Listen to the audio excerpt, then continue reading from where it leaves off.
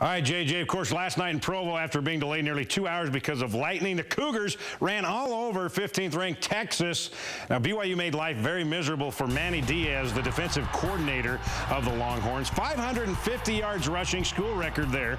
Most given up by a Texas team. Now, Diaz could not stop Taysom Hill or Jamal Williams. Hill, 259 yards. That's second best in school history. Williams, nearly 180 yards. Now, because of all that running on the Longhorns, they fired Diaz today, as it was an absolute run-over by the Cougs. Pulls it away from Jamal. And on the zone read, Taysom Hill. First down and more! Oh, midfield! Taysom 40! He's gonna go! 30, 20, 10, touchdown! Taysom Hill! 68-yard touchdown run! Players and offenses, teams make their biggest jump from week 1 to week 2. Yeah, I envisioned it. You know, I was thinking about the game and what we're going to do offensively, and we did it.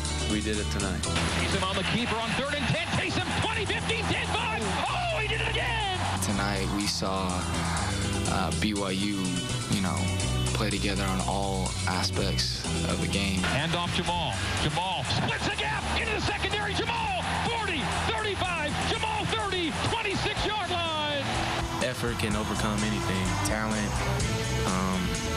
rankings, everything. As long as you work as a team and you put 100% into it, you can beat anybody. Ash steps up, moving out to his right, diving in. Oh, it's a sack!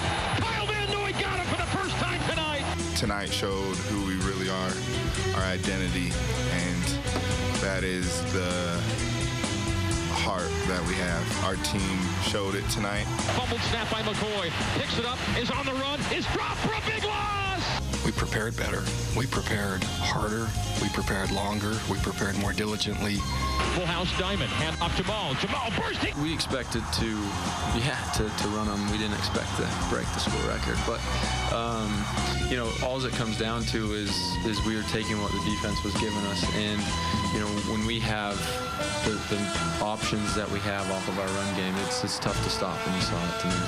Pulls it away from Lasike. Swing past Jamal. Complete. 25-20. I just feel like we're moving in the right step, and the way we're doing it is working hard in practice, no days off, just working hard and improving on the things that we need to. We are a program that can hang and play with the other big programs throughout the nation. Definitely a confidence builder, and allows us to see what it is we can work on specifically and what things we need to improve on, but definitely brings a lot of confidence to the rest of the season. Best one so far.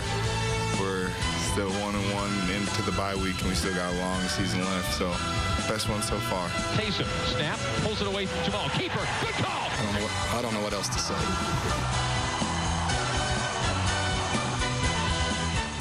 550, that's wow. A big number on the ground. Let's head over to the breakdown board now.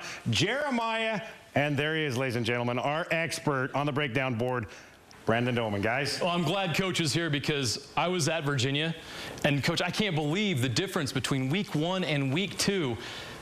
What got into this team? What changed in a matter of a week to where they could do this to a team like Texas? Well, I would say it was the players. The leadership. I've said this all week long, that it was going to be really a test to these leaders, and Kyle Van Noy.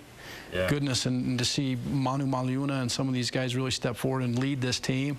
And then the coaches did a good job. I thought they made some strategic moves that really made a difference in this game. Well, I thought the offensive line was terrific after a so-so performance at Virginia. We got some video of the offensive line doing their thing last night. What was the difference between week 1 and week 2 with the offensive line? Well, I would say one of the things that they did, I listened to the coaches talk about some of the changes they were going to make up front. They strategically moved Riker Matthews into guard. They brought Brock Stringham out to right tackle. They brought Manaki Vaitai in at guard. And those guys came off the ball. And so I look at some of the strategic moves that they made that I think were very smart. They put players in positions that could help them be successful. They came off the ball explosively. I loved watching Brock Stringham play right guard. I loved watching him take the 3 read technique down, and then they're playing a zone read game. And so the combination of some player personnel changes and the run attack was, I think, kudos to the coaches. They did a good job. You mentioned the zone read. Taysom Hill did it to perfection with the run game. I mean, it was awesome. Yeah. I mean, to rack up that many yards as the quarterback, he was doing this, he was doing whatever he wanted to. Well, you watch that defensive end. The other problem the defense was having was they had to bring the safeties up in. Yeah. And they hadn't done a very good job in preparation for a quarterback run attack. So as you rewind that thing and you watch this defensive end, these safeties aren't ready. And so as soon as this Jamal Williams guy's having all sorts of success, he's just reading that defensive end. The defensive end bites on the run again, and then, goodness, I don't think Taysom quite ran like this last week. I don't know that the confidence, the swagger, the explosion that we've seen him run with.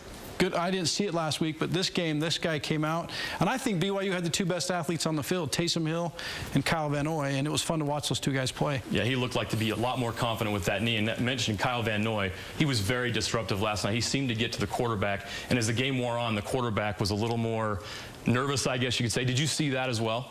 Well, I watched the offensive tackles try and block him, and they missed him, just flat missed him 3 or 4 times. And he's such a smart football player. I love watching this guy. I'm hopeful that he continues to have the season that he's having, but he's an unblockable guy. If you just watch, they can do all sorts of stunt stuff with him, and then his vision and his ability to get to the quarterback, I think makes him an elite player in college football and in the NFL.